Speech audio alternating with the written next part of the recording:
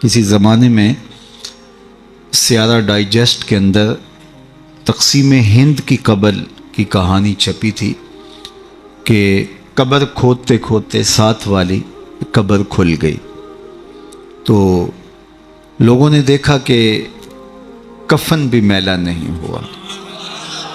شوق اور جستجو کی چنگاریاں مزید روشن ہوئیں اور ایک اینٹ گری تھی تو دوسری اینٹ خود نکال دی، تو دیکھا کہ اندر تازہ گلاب کھلے ہوئے ہیں۔ خیر قبر کو بند کیا اور جستجو پیدا ہوئی کہ ہم دیکھیں یہ شخص تھا کون اور اس کی نیکی معلوم کریں تاکہ ہم بھی اس صالحیت کے ماحول میں اپنے آپ کو ڈھال کر کے یہ سعادت پا سکیں۔ تو خیر تلاش کرتے ہوئے اس کی بیوہ مل گئی جو بہت بوڑھی ہو چکی تھی، تو لوگ اس کے پاس گئے کہ تیرے شوہر کی قبر یوں کھل گئی اور ہم نے یہ منظر دیکھا، تو تم بتا سکتی ہو کہ وہ کون سا نیک عمل کرتا تھا؟ تو اس نے ذہن پہ زور دیا، کہا میرا شوہر ایک سادہ سا شخص تھا اور پڑھا لکھا بھی نہیں تھا، لیکن ہاں مجھے یاد آیا اس کا ایک عمل تھا، جب صبح کے وقت وہ مسجد میں جاتا نماز کے لیے تو لوگ قرآن کھول کے بیٹھ جاتے۔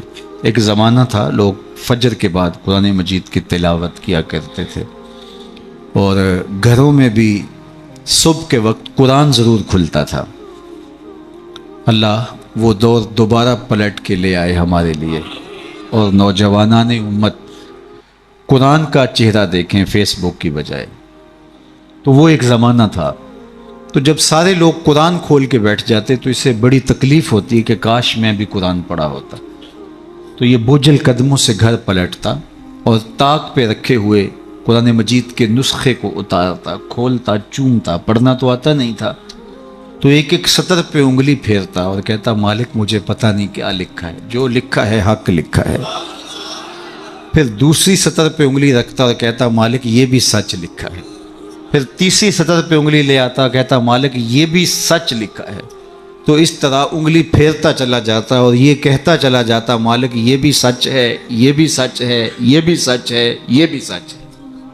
تو شاید اس کی قبر میں جو چراغاں ہوا ہے، اس کی قبر میں خوشبو پھیلی ہے، گلابوں کا موسم تم نے دیکھا ہے، تو قرآن سے محبت کی اس کے سبب ہوا ہے۔ یار جو قرآن مجید کو پڑھنا بھی نہ جانتا ہو، اس کی زیارت کر کے اس اذعان اور یقین کے ساتھ انگلی رکھ کے کہے کہ یہ اللہ کا سچا کلام ہے، تو اس کی قبر میں خوشبوئیں پھیل جاتی ہیں، اور جس نے ساری زندگی قرآن کی خدمت کی ہو اللہ اس کو کتنی رحمتوں سے نوازے گا اور کتنی کرم نوازیاں اللہ اس کا مقسوم کرے گا۔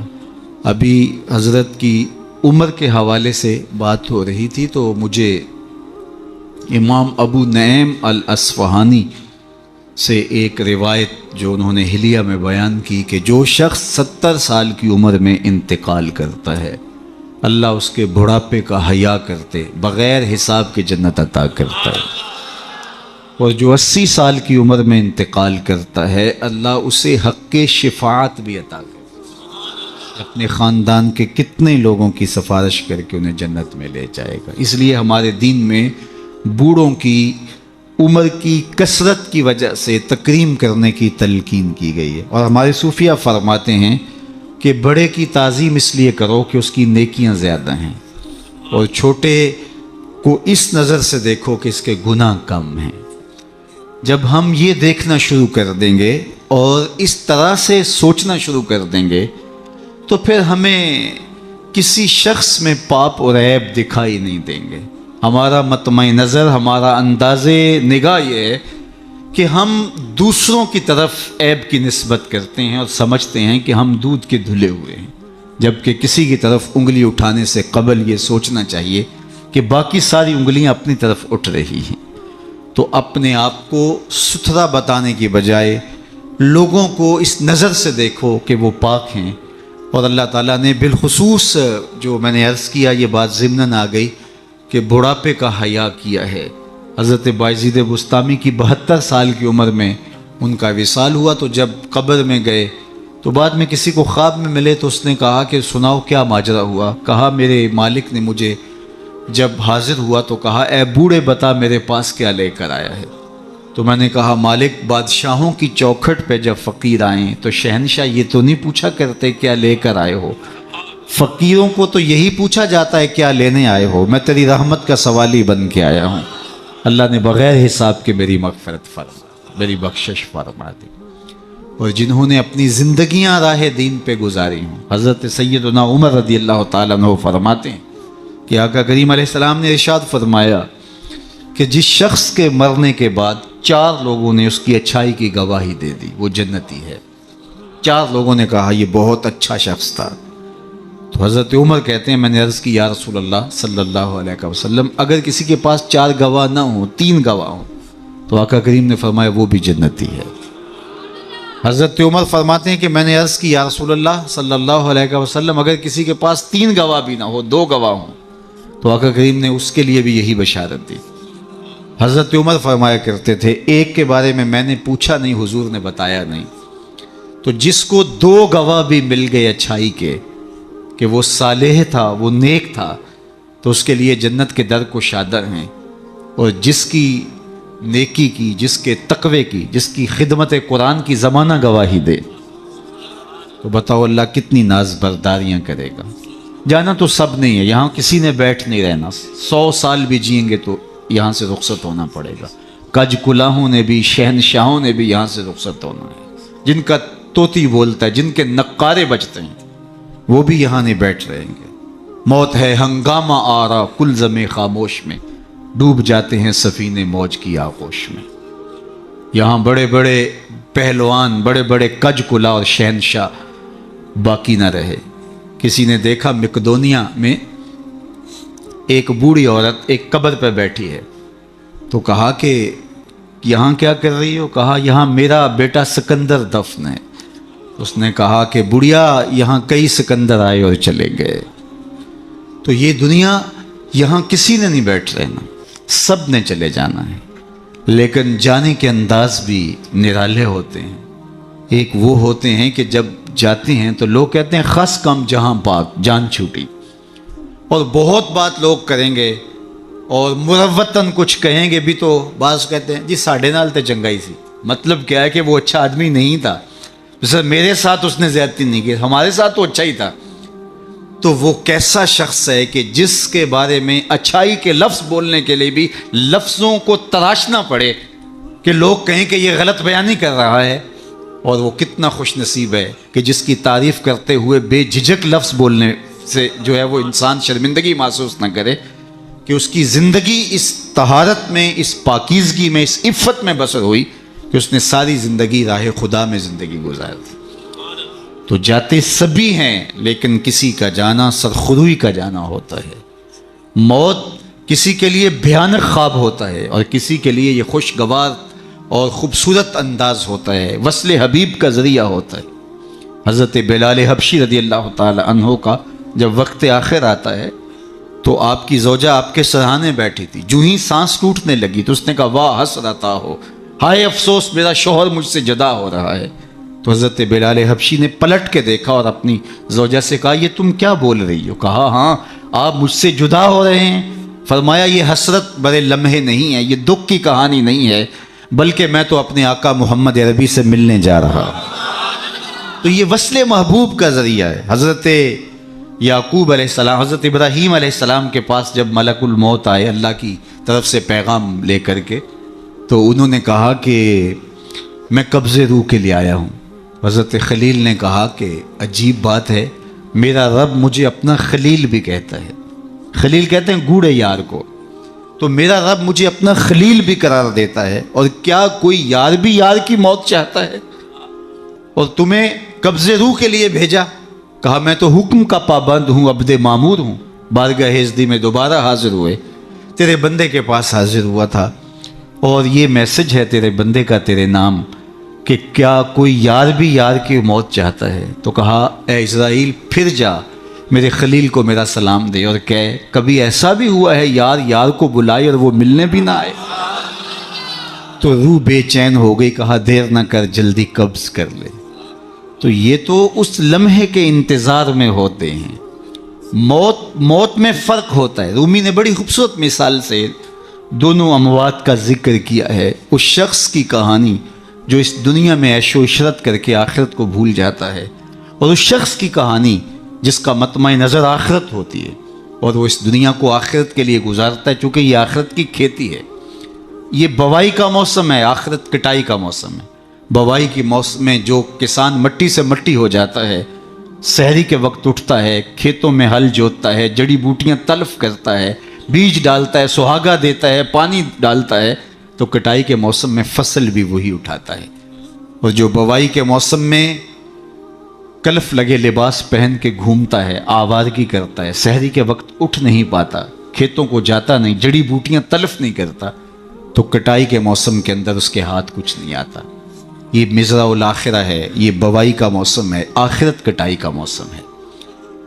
تو جس نے اس زندگی کو آخرت کے لیے گزارا اور دیکھا کہ میں اس دنیا پہ آیا کیوں ہوں، مقصد زندگی کیا تھا، مقصود زیست کیا تھا، کیوں اس دنیا پہ میں آیا ہوں، تو وہی سرخرو اور کامیاب ہے. رومی کا انداز تمثیل کا ہے اور وہ سادہ لفظوں میں بات کرتے ہیں، روح تک اتر جاتی ہے.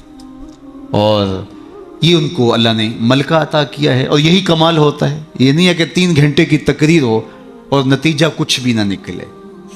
بات یہ ہے کہ آپ بات کریں لیکن بات روح میں کھبتی چلی جائے، لہو خورشید کا ٹپکے اگر ذرے کا جگر چیرے.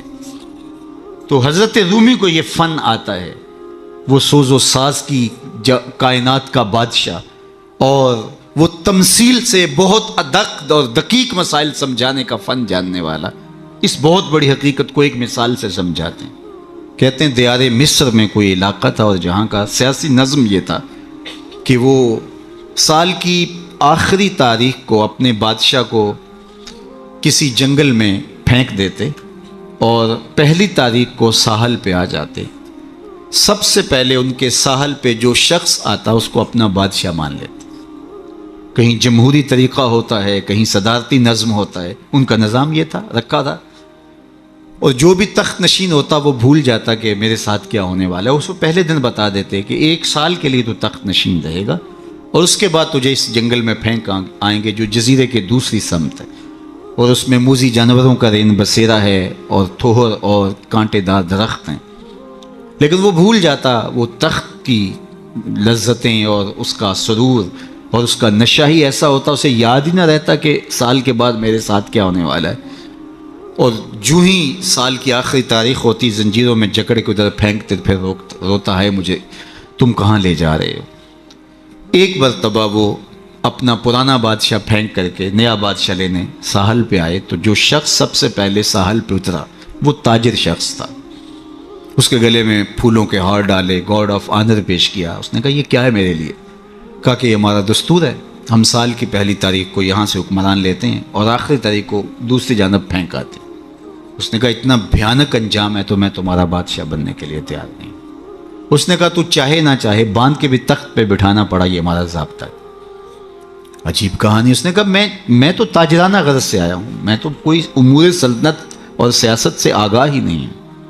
اس نے کہا ہمارے بندے لگے قوانین ہیں، اس کے ساتھ آپ نے کام کرنا ہوگا.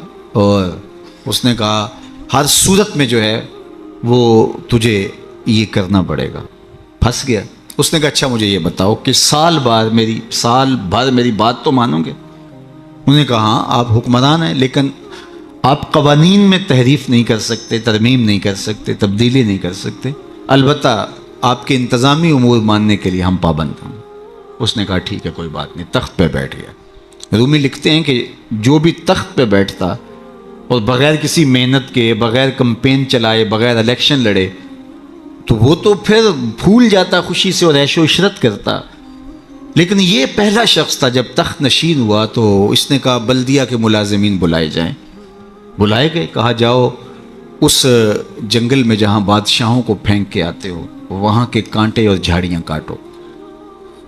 اور پولیس کے کمانڈوز بلائے. کہا جاؤ وہاں جا کے جو موذی جانور ہیں ان کو قتل کر دو. معمار بلائے. کہا جا کے وہاں خوبصورت محل بناؤ. مالی بلائے. وہاں جا کے باغ لگاؤ، پھل لگاؤ، پھولدار، سایہ دار، ثمردار درخت لگاؤ. حکومتی مشینری، پوری حکومتی مشینری اس باغ کے کانٹے دار درخت کٹوانے، وہاں کے موذی جانور قتل کروانے، اور وہاں کنویں کھدوانے، محل بنوانے اور پھلدار پھولدار سایہ دار درخت لگانے میں صرف کر دی۔ جب سال کی آخری تاریخ ہوئی تو وہ جنگل جہاں بادشاہوں کو پھینکا کرتے تھے وہ جنگل نہیں رہا تھا، وہ ایک باغ بن چکا تھا۔ اور یہ زنجیریں لے کر آئے تو اس نے کہا مجھے زنجیریں نہ پہناؤ، میں خود چل کے جانے کے لیے تیار۔ اس لیے اس تخت پر بیٹھ کر کے وہ اپنے لشکر بھیج کے وہاں کے کانٹے، وہاں کے تھوہر، وہاں کے موذی جانور، وہاں کے خطرناک جانور جن کا وہاں رین بسیرا تھا ان کو کاٹتا رہا، قتل کرواتا رہا۔ تو اس نے کہا کہ میں خود چل کے جانے کے لیے تیار ہوں۔ رومی کہتے ہیں جو کافر ہے وہ دنیا کے تخت پہ، جو فاسق اور بدکار ہے وہ دنیا کے تخت پہ موج کرتا ہے، اور جب وقت آخر آتا ہے تو اس کو جب زنجیروں میں جکڑ کے لے جانا چاہتے ہیں فرشتے تو وہ کہتا ہائے مجھے کدھر لے جا رہے ہو۔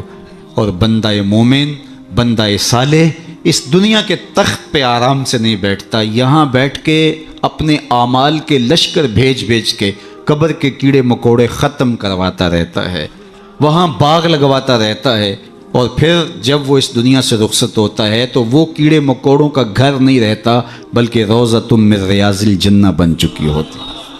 اور وہ کہتا ہے دیر نہ کرو مجھے جلدی لے جاؤ، میں خود چل کے جانے کے لیے تیار ہوں۔ ربعی بن حراش ساری زندگی ہنسے نہیں، فرماتے تھے کیا خبر میرا انجام کیا ہوگا۔ جب تک یہ یقین نہ ہو کہ میرا انجام کیا، اتنی دیر تک دھڑکا لگا رہے، ڈر لگا رہے۔ یہ مسلمان کی زندگی ہے، مومن کی زندگی ہے۔ ابھی ملیکہ فرماتے ہیں کہ میں 30 اصحاب رسول سے ملا ہوں، بخاری کتاب الایمان اٹھائیے، 30 اصحاب رسول سے ملا ہوں، اور ہر ایک اپنی آخرت کے بارے میں سخت فکر مند تھا۔ ہم تو 4 نمازیں پڑھ لیں تو ہم سمجھتے ہیں کہ ہمارے جیسا زمانے میں کوئی نہیں، اور بے نمازیوں کو حقیر جاننے لگ جاتے ہیں۔ 30 اصحاب سے ملاقات ہوئی ہے اور یہ ڈرتے رہتے تھے کہ میرا انجام، رنگا رنگ سہیلیاں پرن کڑے پر پریا اس نہ جانیے جس دا توڑ چے۔ انما الاعمال بالخواتیم، اعمال کا دار و مدار حسن خاتمہ پہ ہے، جس کا اخیر ٹھیک ہو گیا۔ ورنہ کتنے لوگ ہیں کہ زندگی ساری اچھی، انجام بخیر نہیں ہو۔ ہمارے سامنے بلعام بن باورا کی مثال موجود، بنی اسرائیل کا مستجاب الدعوات ولی تھا، ہاتھ پھیلا کے دعا مانگتا تو ہاتھ منہ پہ بعد میں پھیرتا، قبولیت پہلے ہو جاتی۔ لیکن پھر اسی کے بارے میں قرآن نے کہا نا مَثَلُهُ كَمَثَلِ الْكَلْبِ، اس کی مثال کتے کی مثال، زبان لٹک گئی، زمین چاٹتا تھا، نبی کے خلاف ہاتھ اٹھا دیے، سمجھا میں مقبول بارگاہ ہو گیا۔ اللہ اکبر، انجام ٹھیک نہیں ہوا۔ اس لیے میاں صاحب بولے پڑھنے اتے مان کرینا تے نہ آکھی میں پڑھیا، او جبار کہار صداوے متا روڑ دے وے دودھ کڑیا۔ جب تک انجام بخیر نہ ہو، بایزید بستامی سے ایک بڑھیا نے کہا تھا کہ میرے گدھے کی 2 مچھی ہے یا آپ کی داڑھی اچھی ہے؟ کہا فی الحال نہیں بتا سکتا، یہ تو مرنے کے بعد ہی بتا سکتا ہوں۔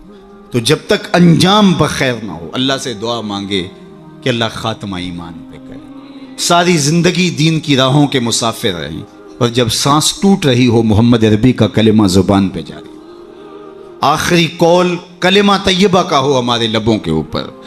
ربی بن حراش ساری زندگی مسکرائے نہیں، فرماتے تھے کیا خبر انجام کیا ہوگا۔ اللہ اکبر، خیر وقت آخر تو آنا ہی تھا۔ تو جب آخری وقت آیا تو ان کے بھائی ربی بن حراش نے کہا جاؤ، غسال کو بلا کے کہا میرے بھائی کو غسل دو۔ تو وہ غسل دینے داخل ہوا تو فوراً باہر آ گیا۔ اتنی جلدی؟ کہا یار تیرا بھائی بڑا عجیب ہے۔ کہا ہوا کیا؟ کہا نحنو نغتسلہ وہو یتبسم، ہم اسے غسل دیتے ہیں اور یہ آگے سے مسکرا رہا۔ اقبال نے کہا تھا نا نشان مرد مومن باتو گوئم، چوں مرگ آئے تبسم بر لب اوست، آ تجھے اللہ کے بندے کی نشانی بتاؤں، جب موت آتی ہے تو اس کی پیشانی پہ ندامت کا پسینہ نہیں ہوتا، اس کے لبوں پہ کامیابی کی مسکراہٹ پھیل جاتی۔ کہا یا تیرا بھائی بڑا عجیب ہے، نحنو نغتسلہ وہو یتبسم، ہم اسے غسل دیتے ہیں وہ آگے سے مسکراتا ہے۔ کہا میرے بھائی نے قسم کی تھی جب تک اچھا انجام نہیں دیکھوں گا نہیں مسکراؤں گا۔ پورے شہر میں شور مچ گیا، ایک بندہ مرنے کے بعد مسکرایا ہے۔ بعض لوگ تو بہت خوش ہوئے، بعض نے کہا یہ گھڑی ہوئی کہانیاں ہیں، یہ مریدین کا اعتقاد ہے، ان کا حسن اعتقاد ہے، کیسے ہو سکتا ہے مرنے کے بعد مسکرائے۔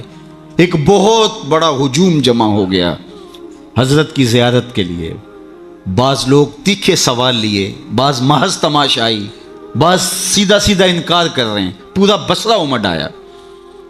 اتنے میں انہیں غسل دے کے چارپائی پہ ڈال کے کفن بھی ڈال دیا گیا تھا۔ جب لوگ گھر میں داخل ہوئے تو قبل اس سے کہ وہ سوال کرتے، امام ابو نعیم نے حلیہ میں لکھا، قاضی ایاز مالکی اندلسی نے الشفاء کے اندر لکھا، اور اس کو امام سہیلی نے روض الانف میں لکھا، اور بھی بہت سارے لوگوں نے لکھا۔ جب لوگ داخل ہوئے اور تیکھے تیکھے سوال تھے کہ یہ پوچھیں گے، یہ بات کریں گے، کیسے مسکرائے، سچ ہے، غلط ہے، جھوٹ ہے، اور یہ چارپائی پہ ڈالے جا چکے تھے، کفن اڑا دیا گیا تھا۔ جب لوگ داخل ہوئے تو انہوں نے کفن ہٹایا، ہاتھ باہر نکالا اور لوگوں سے مخاطبت کرتے ہوئے کہا السلام علیکم۔ لوگ حیرت میں ڈوب گئے، وعلیکم السلام اتتکلم بعد الموت، عجیب بات ہے، مرنے کے بعد باتیں کر رہے ہو؟ قال نعم اتکلم بعد الموت، ہاں ہاں مرنے کے بعد باتیں کر رہا ہوں۔ عرش فرش تے بانگاں ملیاں تے مکے پہ گیا شور، بلے شاہ سا مرنا نہ ہی تے گور پیا کوئی ہور، فَلَنُحْيِيَنَّهُ حَيَاتًا طیبہ۔ اور اقبال کہتا ہے فطرت ہستی شہید آرزو رہتی نہ ہو، خوب تر پیکر کی اس کو جستجو رہتی نہ ہو، موت کو سمجھا ہے غافل اختتام زندگی، یہ ہے شام زندگی صبح دوام زندگی۔ فَلَنُحْيِيَنَّهُ حَيَاتًا طیبہ کا روپ ظاہر ہوا، ہاں ہاں مرنے کے بعد باتیں کر رہا ہوں۔ لوگوں نے کہا بتا تیرے رب نے تیرے ساتھ سلوک کیا کیا؟ تو ربی بن ہرا جو فوت ہو گئے وہ بول کے کہہ رہے استقبلنی ربی غیر غضبان واستقبلنی بروح و ریحان، اس کے قدرت والے چہرے پہ کوئی غصہ نہیں تھا، اس نے روح و ریحان کے پھول میرے گلے میں ڈالے۔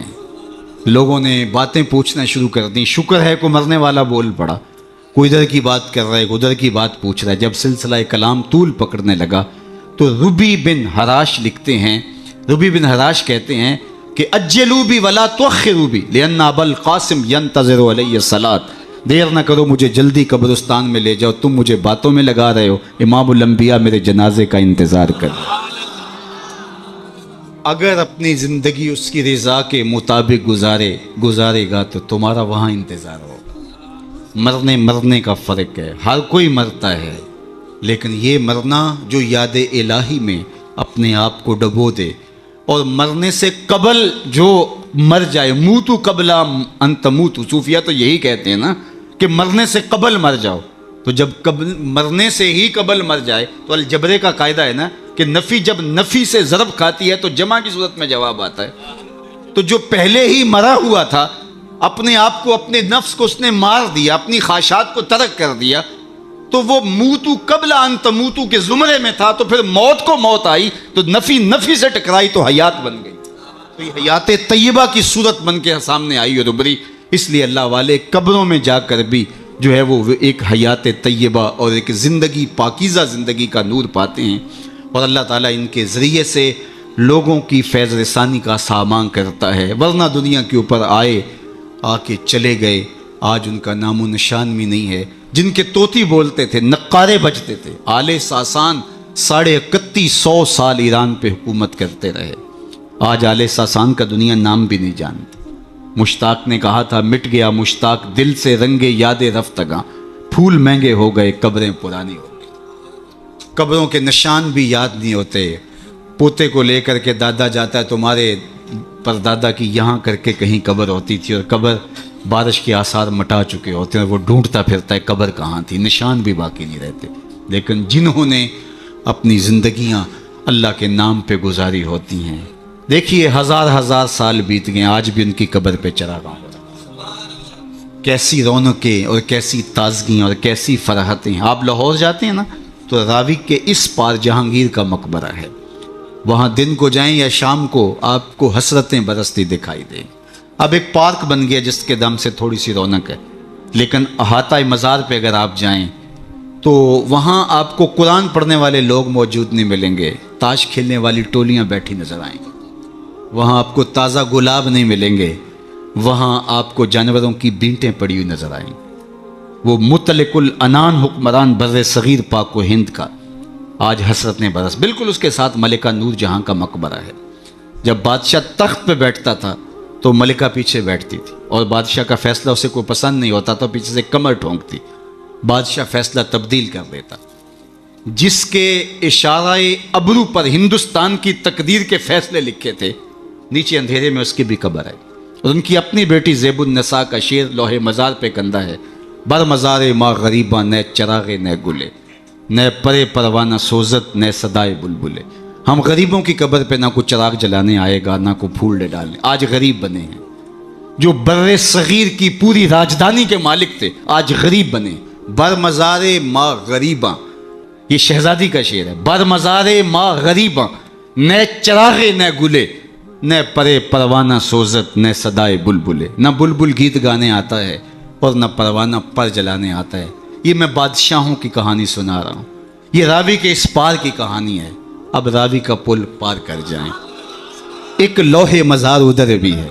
یہاں تو لکھا ہے بر مزار ماں غریباں نہ چراغ نہ گلے، اور وہاں لکھا ہے گنج بخش فیض عالم مظہر نور خدا، نا کساں را پیر کامل کاملاں را رہنما. اب میں نے اور آپ نے دیکھنا ہے ہم کس زمرے میں آنا ہے، کن کے ساتھ جڑنا ہے، کن سے وابستگی اختیار کرنی ہے، کس دائرے میں آنا ہے. سلطنت روم کا شہنشاہ، اس دور کی سپر طاقت. لیکن اگر میں آپ سے پوچھوں جس زمانے میں میرے حضور آئے تھے اس زمانے کے خاقان کا نام کیا ہے، تو آپ میں سے کوئی بتا سکتا ہے؟ میں علماء کو چھوڑتا ہوں، تاریخ کا گہرا مطالعہ کسی کا ہو تو الگ بات ہے. لیکن اگر پوچھوں جس دور میں میرے حضور آئے اس دور کے خاقان کا نام کیا تھا، شاید کوئی نہ بتا سکتا. اچھا میں پوچھتا ہوں اس دور کے کیسر کا نام کیا تھا؟ اس دور کا ٹرمپ تو وہی تھا نا، لیکن آج اس کا نام کوئی بھی نہیں جانتا. چلو میں پوچھتا ہوں اس دور کے کسرا کا نام کیا تھا؟ سوائے تاریخ کے طالب علموں کے کوئی نہیں بتا سکے گا.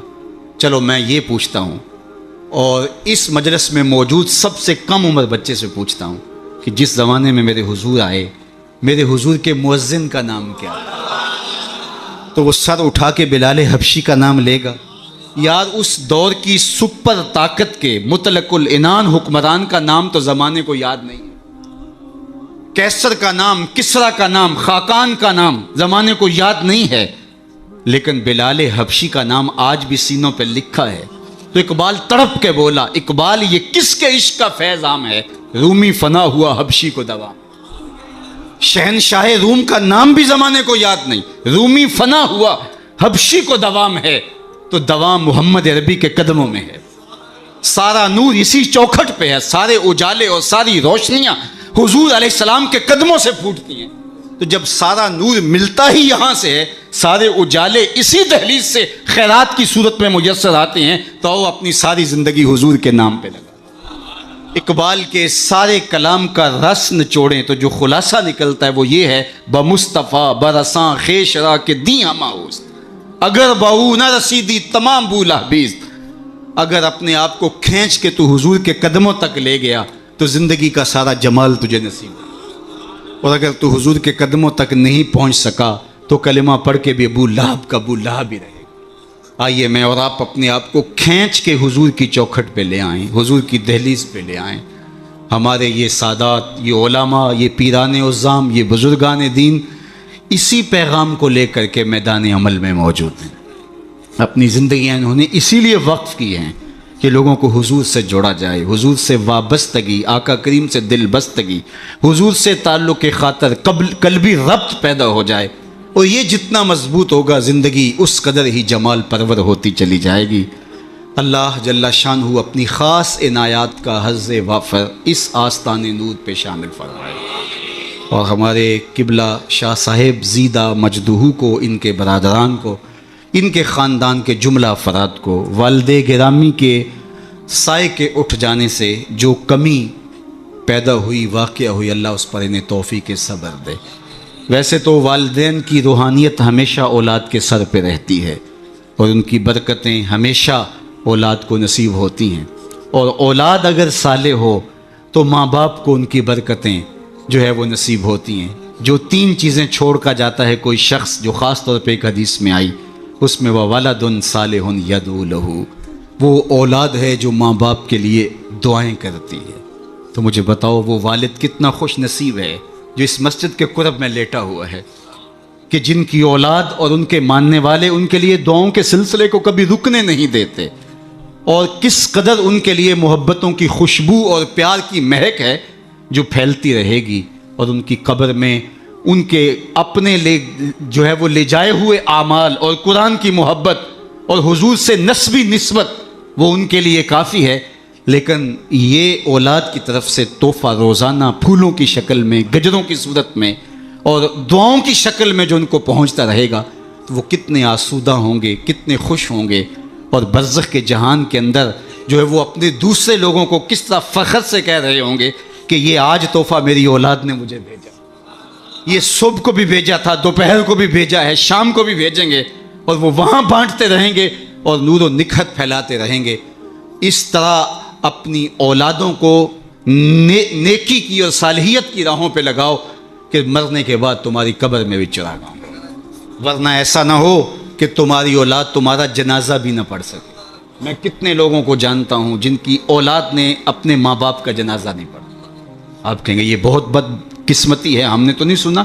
ایسے لوگوں کو آپ بھی جانتے ہیں، یہ وہ لوگ ہیں جنہیں جنازہ آتا نہیں ہے، اور ساری زندگی لوگوں کے جنازوں میں رسماً کھڑے ہوتے ہیں، پھر ایک دن وہ رسم اپنے باپ اور اپنی ماں، اپنے بھائی، اپنی بیوی، اپنے بچوں کے لیے بھی ادا کرنا پڑتی ہے۔ اور مجھے بتاؤ وہ شخص کتنا بدبخت ہوگا کہ جو اپنے باپ یا اپنی ماں کے جنازے پہ کھڑا ہو جنازہ نہیں پڑھ پاتا، رسماً کھڑا ہے دکھلاوے کے لیے، اور وہ کتنا خوش نصیب باپ ہے جس کا جنازہ اس کا بیٹا پڑھا رہا ہے، جس کے لیے اس کا بیٹا دعائیں کر رہا ہے، اور اس کا بیٹا اس کے لیے سحری کے وقت اٹھ کے آنسو بہا کے مغفرت و بخشش اور غفران کی التجائیں اللہ کی بارگاہ میں پیش کر رہا ہے۔ تو اپنی اولادوں کو صالحیت کے سائے میں لاؤ، نیک لوگوں کی صحبت میں رکھو، پاک لوگوں کے پاس بیٹھنا اٹھنا سکھاؤ، ان کو دین کی تعلیم دلواؤ، اور ان کو اچھے کردار کا حامل بناؤ، تاکہ قبر میں بھی چراغاں رہے اور دنیا کے اندر بھی سکھ اور قرار اور تسکین نصیب ہو۔